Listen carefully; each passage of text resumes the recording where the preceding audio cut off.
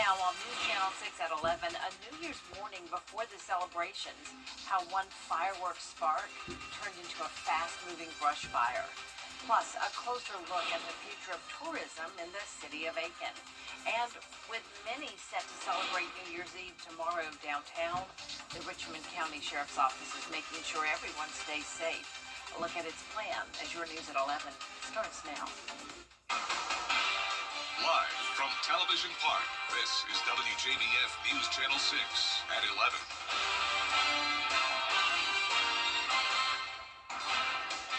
Good evening, everyone. Thank you so much for joining us. I'm Jenny Montgomery.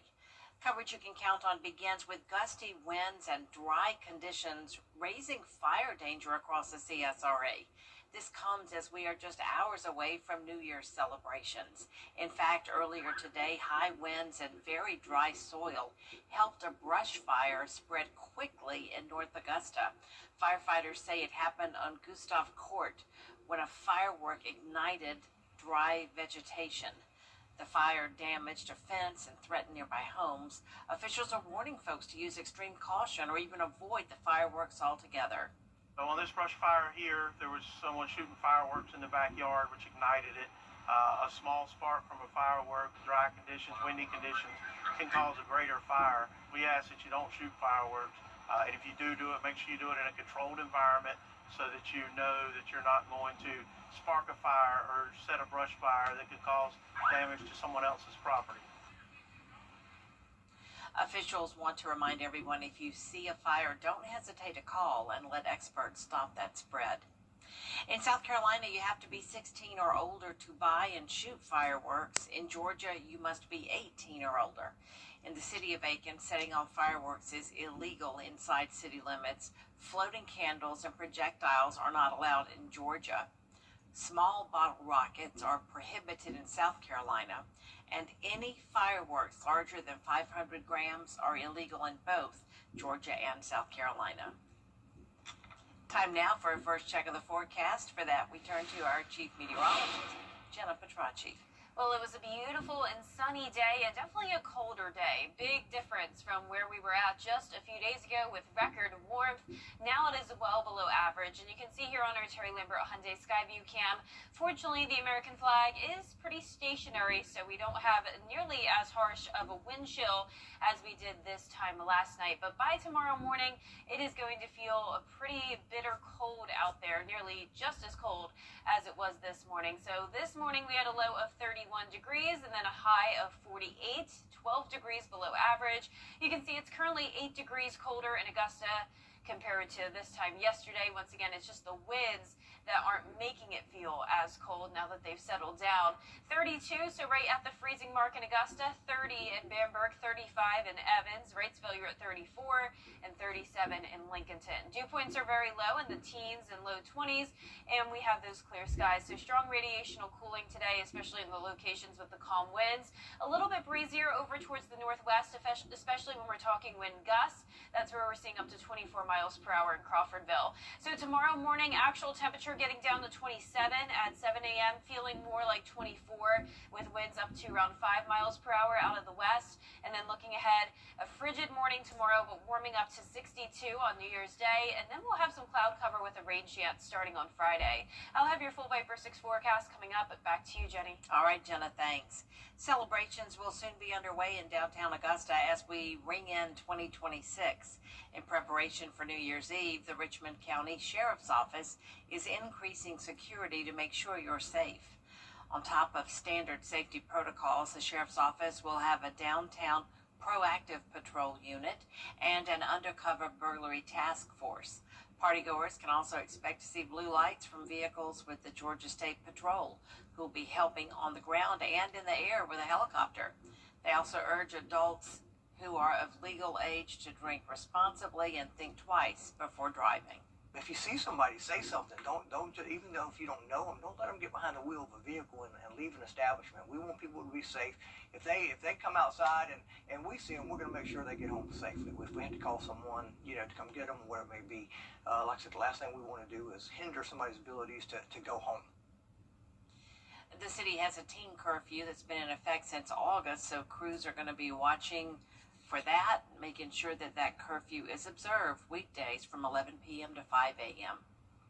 Tourism in Aiken is trending up this year, with major events bringing more people downtown.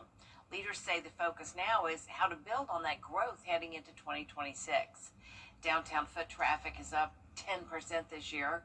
Major events from equestrian competitions to food and holiday festivals are drawing thousands of visitors.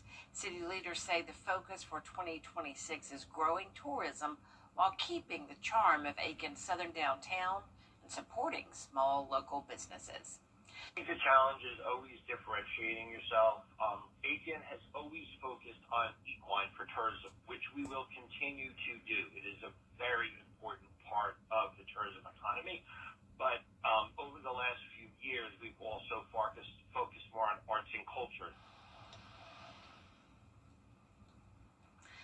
Georgia is getting $200 million in federal funding, one of the largest awards in the country, aimed at Freezing temperatures again tonight, and it will be a chilly end to 2025, but bringing in the new year with warmer temperatures and a rain chance for the first weekend of the new year. I'll have your full Vapor 6 forecast when we return. It's time to go see. Your most watched local news is getting a big plus. WJBF 6 Plus. the CSRA's trusted news source, now on demand. WJBF 6 Plus is ready when you are. Download it free today on your favorite streaming device. The live Viper 6 Skyview Network, sponsored by Terry Lambert Hyundai. Now, your most accurate forecast with WJBF Live Viper 6. Welcome back. It's almost New Year's Eve. Here's a look at our Terry Lambert Hyundai Skyview cam as we end the month of 2020, or the month of December in 2025. We are definitely feeling pretty cold out there. So Christmas time, it was super warm.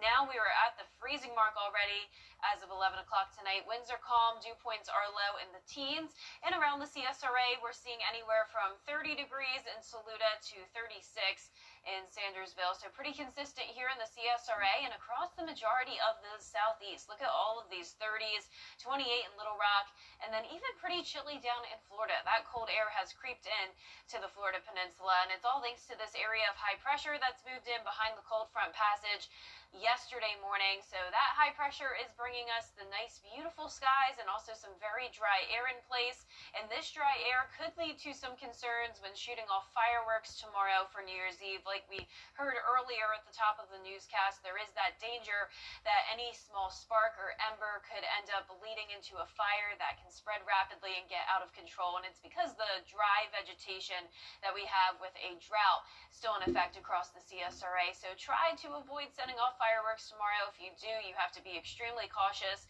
Notice we are in that first and second phase of drought across the CSRA still. There's even a severe drought in far southern Georgia down into the Florida Panhandle. Now, on top of that dry air tomorrow, it's also going to be bitter cold in the morning. Futurecast wind chill down to around 22 to 26 degrees. So bundle up as you're headed out the door tomorrow. 50 degrees in the afternoon, so becoming a bit warmer than it was today. Once again, we only topped off in the 40s.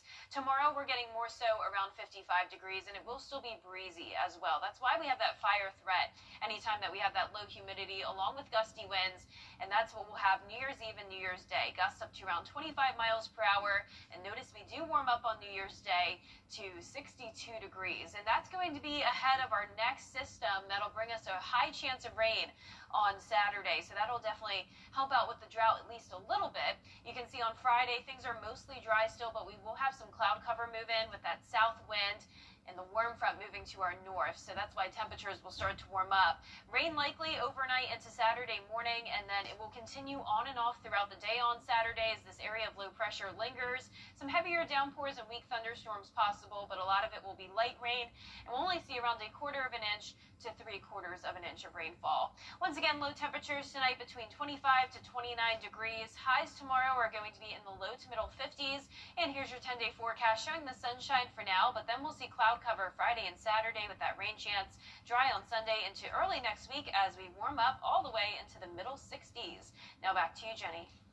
It looks like the Chief of Staff for the Richmond County Sheriff's Office is heading to a new job.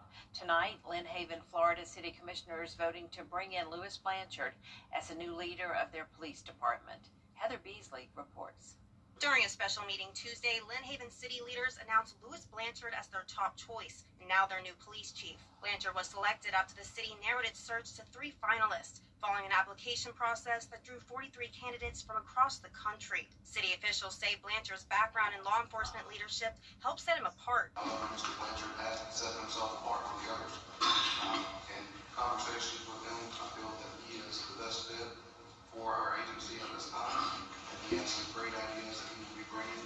He currently serves as Chief of Staff at the Richmond County Sheriff's Office in Augusta, Georgia, where he oversees administrative operations and supports department leadership. This appointment comes after months of transition for the Lynn Haven Police Department. City leaders say bringing in a permanent chief was a priority not only to restore stability and transparency, but also to set the tone for the department moving forward. The search began following the departure of former police chief Ricky Ramey. Back in September, city leaders were preparing to suspend Ramey without pay, citing alleged misuse of city property and other violations outlined in a press release. Rather than face possible termination, Ramey resigned, leaving the department without a permanent chief. Since then, Deputy Charles Enfinger has been leading the department while the city worked to find a replacement. Interviews for the position were conducted by a panel that included city engineer Chris Lightfoot, Assistant City Manager Jennifer Hodges, Panama City Beach Police Chief J.R. Talamentes, Panama City Police Chief Mark Smith, and Fort Walton Beach Police Chief Robert Bage. The integrity of Mr. Blanchard is pretty outstanding. I think that he's going to do great things here. With Tuesday's decision, officials say they're confident Blanchard is the right person to lead the Lynn Haven Police Department into its next chapter. Up next, drone strikes, deadly missile attacks, and growing questions why the critics say the risks are rising. But first, the winning numbers in tonight's South Carolina Lottery: Pick 3, 976, and the Pick 4 winning numbers tonight: 8382, Fireball 7. We'll be right back. Time's We right. are just 2 weeks away from seeing the Georgia Bulldogs take the field again. We'll show you what the head dog, Coach Kirby Smart, had to say ahead of Thursday's Sugar Bowl in sports. Light up the holidays. Xfinity. Imagine that. It's time to play. I think he wants that Dolly Parton. That's all he gets. Correct. It's still fun. Only on Live. You're right. Even a broken clock is right twice a day. Weekday mornings at 9 on News Channel 6. You can't always choose the weather, but you can choose your weather app. Go with the most accurate and most trusted, the Live Fiber 6 mobile app. Download it today. Now, WJBF sports coverage you can count on. While region play for high school basketball doesn't get off the runway till after the holiday, the Evans High School girls, they're getting a head start on being in mid-season form right now. They have been playing very well, good basketball, streaking right now. One of the hottest teams in the CSRA, 10-2 as of this evening in tournament play against Hartsfield and Chesterfield. They had blowout wins in the Lugoff Chevy Christmas Classic in Chesterfield. Tonight they faced a stiff challenge against Darlington, and that was earlier this evening at 7 p.m. They have outscored their last 4 opponents by 292 to 105. They'll face Greenwood on New Year's Day before opening region play next week against Greenbrier. Great start for them. We're just 2 days, count them, 1-2 away from Sugar Bowl, for the Sugar Bowl in New Orleans, where the Georgia Bulldogs will try to take another step toward a national title. Thursday's All-State Sugar Bowl, not just a rematch of 2 top 10 SEC teams, but it's also the quarterfinal round game in college football playoffs. Dogs got a bye in the first round while Ole Miss routed Tulane. But this game the winner of this game will play either Miami or Ohio State a week later in the Cotton Bowl. The Sugar Bowl and Cotton Bowl winners will meet on January 8th. Now, as far as Kirby Smart goes, the head dog is saying he's only worried about what's in front of him right now. It's always a business trip for us. You know, there's a bowl game, there's a reward at the end of the season, and then there's a college football playoff game. And when you're part of a CFP in a college football playoff game, it's meant to be a business trip. It's win or go home. And I think that requires a certain kind of demeanor when you play in a game like that, and that doesn't change from year to year. And that game will be seen right here, New Year's Day, 8 p.m., News Channel 6, right here, WJBF. You can watch it.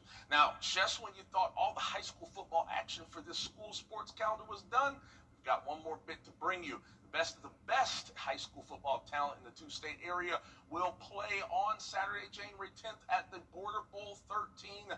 For the first time in the game's history, seniors and juniors from the area will battle for the paddle. Team South Carolina will try to end that 5-game streak, Team Georgia streak, and many of the athletes you see will be playing at the next level. Now, the big game is set at Harlem High School, Columbia County. Gates open at 11:30, kickoff 1 o'clock. Tickets are $10 in advance, $15 day of. Parking is $5 cash only. And if you got a little one age 3 under, they get in free. Now, even if you aren't a football fan, all ticket sales go to support the Ronald McDonald House in Augusta. So just come on out and support a good cause. You can buy tickets at WJBF.com. Well, Wednesday is New Year's Eve, of course. There'll be no shortage of celebratory things happening. Just in case you're looking for something to do, the Augusta Jaguars women's basketball team will be in action. They tip off 1 p.m. at Christenberry Fieldhouse against Converse out of Spartanburg, South Carolina. Jags off to a 6-4 record overall, 3-2 mark in Peach Belt Conference play. The men won't be in action again until Saturday, but Jenny, they have something happening in case you want to get out and get something done in the afternoon. The girls are going to be playing at AU, so sounds good. It'll be a good day. All right, Gabe, thanks so much. We'll be right back. It's time. The final countdown starts now with 0% financing and no payments for 90 days at Taylor Hyundai. Save thousands with 0% and no payments for 90 days on new Palisades, Tucson, Santa Fe's, and Ioniq 5. Up to 72 months with Taylor Hyundai's exclusive lifetime powertrain warranty. Unlimited miles and unlimited years. New year, new Hyundai Kona SE. Only $199 a month. It's the final countdown at Taylor Hyundai, where you get a deal you'll feel good about. Our 10-day forecast showing a chilly New Year's Eve, 27 in the morning, 55 in the afternoon, but making it back to the 60s on New Year's Day. We'll continue to see 60s throughout the weekend and next week with a rain chance Friday night into Saturday, and next week's looking mostly dry. Finally tonight in Pasadena, California, Paramount has unveiled a new Rose Parade float. Professional designers and volunteers alike worked at warp speed to put the finishing touches on the Star Trek float. It features the iconic starship USS Enterprise rising above an array of planets. Legendary Star Trek cast members, including George Takei, are set to ride the float during the annual Tournament of Roses parade. It will travel through Pasadena on New Year's Day. That's always my favorite parade to watch. So cool. And everything on that float, you know, all the floats, it's live materials. It's amazing. Absolutely, absolutely. Love it. Can't wait. Yes, indeed. Yes, indeed. Well, that is our report for now, everybody. Thanks so much for watching. Make sure you download our mobile app for breaking news and weather. The next news is at 4:30 with Mary Marson. Good night.